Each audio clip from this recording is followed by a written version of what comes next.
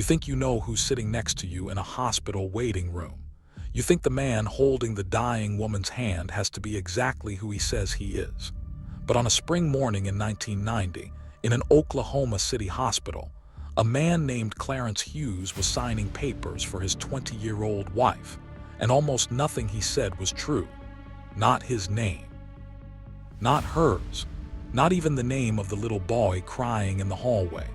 This is one of the strangest, darkest, and most mysterious identity cases in American true crime, and it took 33 years and a confession on death row to finally pull the whole truth out of it.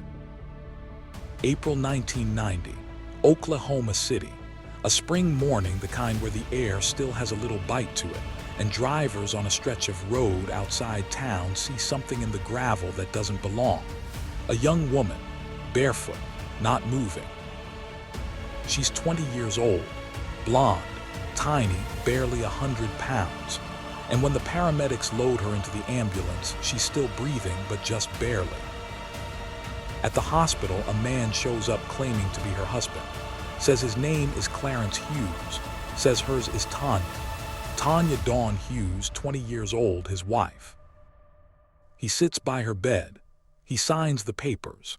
And a few days later, when her brain swells from the bleeding inside her skull, she dies, and he walks out of that hospital and into the parking lot. And for a moment, that's where the story almost ends. Police call it a hit-and-run. Sad, but not exactly a mystery. Young woman walking on the side of the road, somebody clipped her, kept going. It happens. They close the file. But here's the thing. The medical examiner can't quite make the math work. There's blunt force trauma to the back of her head that doesn't really look like a car bumper did it. There are older bruises in places they shouldn't be. So a few people start asking questions, quietly. The other dancers at the Tulsa club where Tanya had been working, they are the ones who really push. They knew her. She was sweet, they said. Smart. Always had a book on her. Kind of stood out. So they pool some money for flowers. They want to send something to her family.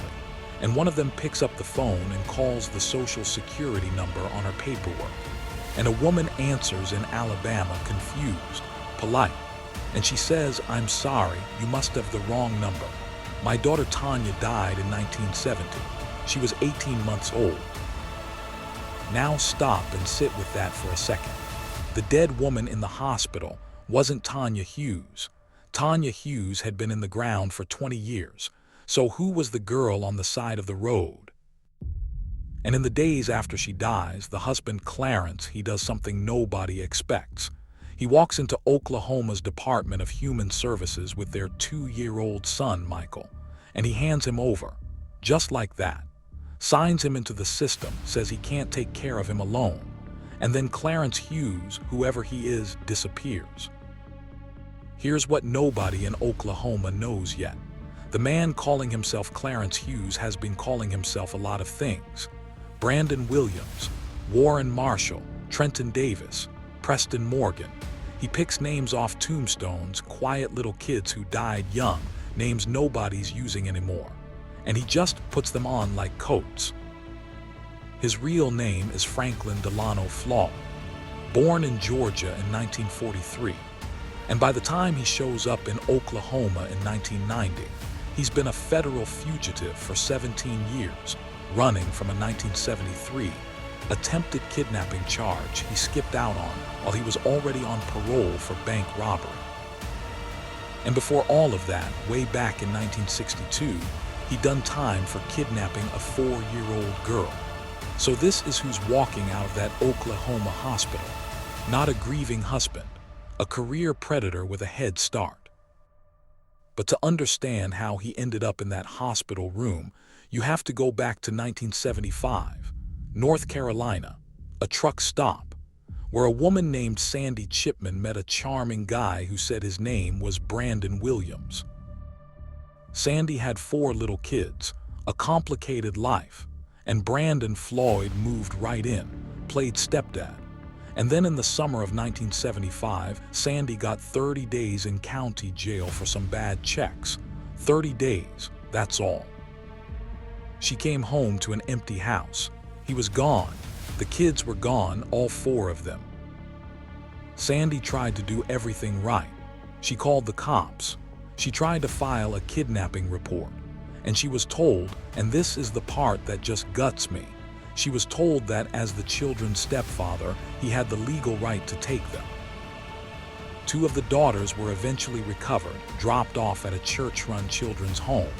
But the eldest girl, Susan Marie Savakis, 6 years old, and the baby boy, Philip, just an infant, they were gone. Vanished. With him. So Floyd kept the little girl, renamed her Sharon Marshall, called himself Warren Marshall, told the world he was her single father, and just moved. State after state after state.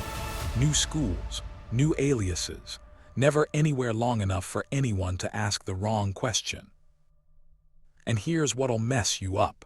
The little girl he raised, Susan, the one he was telling everyone was his daughter, she was brilliant. Like, genuinely, off-the-charts brilliant. Forest Park High School, just outside Atlanta. Class of 1986. Rock. Honor roll. The kind of kid teachers remembered. She graduated with a full scholarship to Georgia Tech, aerospace engineering. She wanted to be an astronaut. She never went. Floyd wouldn't let her. By then she was pregnant by a boy she'd been dating in Phoenix named Gregory Higgs, who Floyd had quickly moved her away from. And the scholarship just evaporated. And so did Sharon Marshall, the honor roll kid. Because by 1988, Floyd had her in Tampa, dancing at a club called Mons Venus. She had a baby boy in 1988, Michael, sweet kid.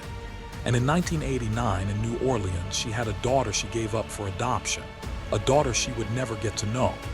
And that same June in that same city, Floyd legally married her, under fake names, the man she'd called dad since she was 6 years old. And less than a year later, she was bleeding to death on the side of a road in Oklahoma City, 20 years old, going by Tanya Hughes, the name of a baby who died in 1970.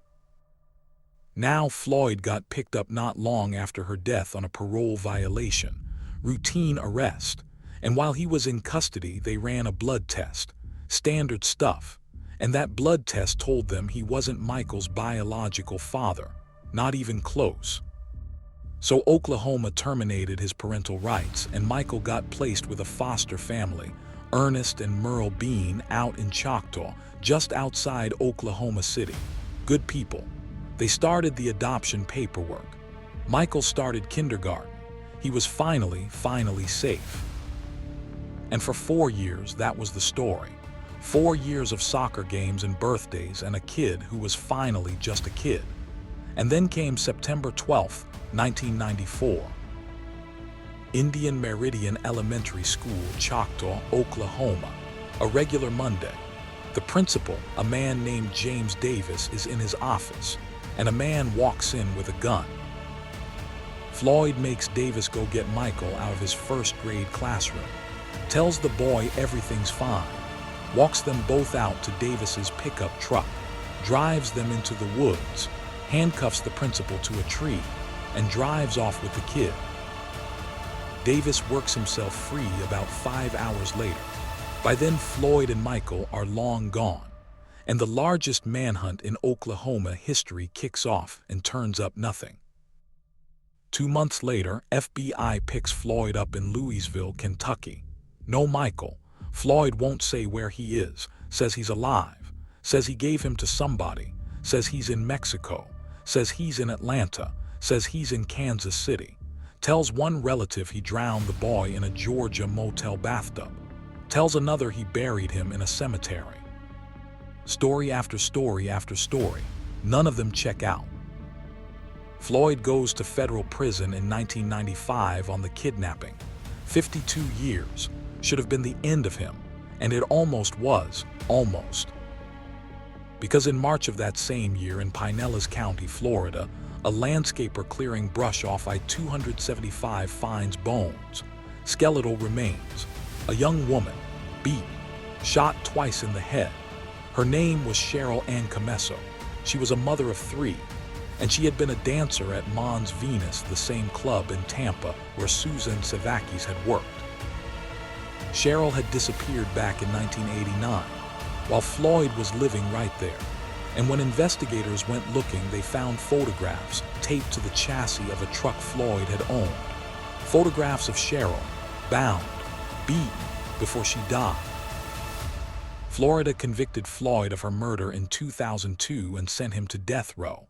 And by then, you would think the story was over. Floyd was caged. The murders were stacking up. But there was still that girl on the side of the road in Oklahoma City, still nameless, still buried under a stranger's name, still Tanya. And that's where a journalist named Matt Birkbeck comes in. He'd been chasing this case for years, couldn't let it go. In 2004, he published a book called A Beautiful Child, and that book got into the right hands of the FBI, the National Center for Missing and Exploited Children, and in 2011, they reopened the whole thing. And in 2014, two FBI agents, Scott Lobb and Nate Furr, flew down to Florida and sat across a table from Franklin Floyd. Death row, 71 years old, nothing left to lose, and they just talked to him. And after almost 40 years of lies, Floyd told them two things. The first one, he told them the real name of the girl he'd raised. Sharon Marshall, he said, had never existed. Her name was Susan Marie Savakis, born September 6, 1969 in North Carolina. He'd taken her when she was 6. DNA testing confirmed it. Sandy Chipman, the mother who'd been told her stepfather had the right to take her children, finally, after 39 years, knew what had happened to her daughter, knew where she was buried. And in 2017, that headstone in Oklahoma was finally replaced. Her real name on it, and underneath, devoted mother and friend. But I told you Floyd said two things. And the second one is the one I can't get out of my head. Because they asked him about Michael, the 6-year-old boy he'd taken from that elementary school in 1994. The boy the entire state of Oklahoma had been searching for 20 years. The boy he told a dozen different stories about. Mexico, Atlanta, Kansas City, alive somewhere, adopted out, safe. And Floyd looked at those two agents and he told them what he'd actually done. He said he drove Michael out toward the Texas border, pulled off near Interstate 35, and he shot the little boy twice, in the back of the head, the same day he took him from school. And then he buried him out there in the dirt, and he got back in the truck and he drove away. And he never told anyone for 20 years. The FBI searched. They've never found him. Michael Anthony Hughes is still out there somewhere, in the dirt along that highway, 6 years old forever. And his foster parents, the Beans, who were so close to adopting him, they died waiting for someone to bring him home. Franklin Delano Floyd died of natural causes on death row in January of 2023. 79 years old. 20 years he sat in that cell after the Comesso conviction. He was never charged in Susan's death. Officially, what happened to her on that road in April of 1990 is still unsolved. But the girl on the side of the road has her name back. Her mother knows where she is. Her little brother Philip, the baby who vanished with her in 1975, he was found in 2019, alive, raised under another name in North Carolina, finally reunited with the family he never knew he had. And the daughter Susan gave up in New Orleans, Megan.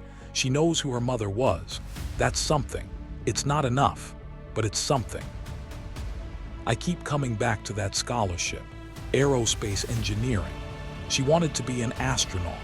There's a version of this story where Susan Savakis is 55 years old right now, with grandkids and a long career behind her. And we never know any of this because none of it ever happened to her. That's the one that haunts me. If this case stayed with you the way it stays with me, do me a favor and hit subscribe. There's a new investigation here every week, and the next one's already waiting. And tell me down in the comments, of everything Floyd did, what's the part you can't shake? I'll see you next time.